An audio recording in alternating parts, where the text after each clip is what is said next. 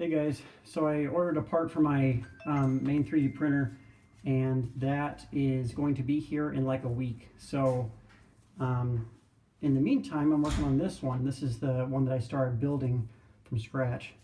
And yeah, I just have some junk stashed in here, but because I haven't really touched it for a few days. So there's this was the CNC thing that I was building. See if we can get it centered in the screen. So this was, of course, going back and forth, and then this is mounted on top of another one that goes this way.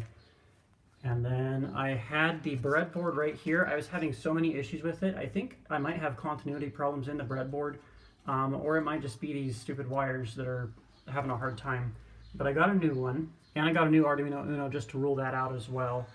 And obviously I haven't wired anything together yet. I've got to transfer everything from this breadboard over to this one, and we will see how that goes. So lots of fun, and I'll make a video soon just to walk through exactly what all these wires are doing.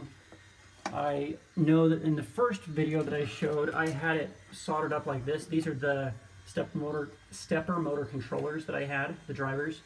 There we go.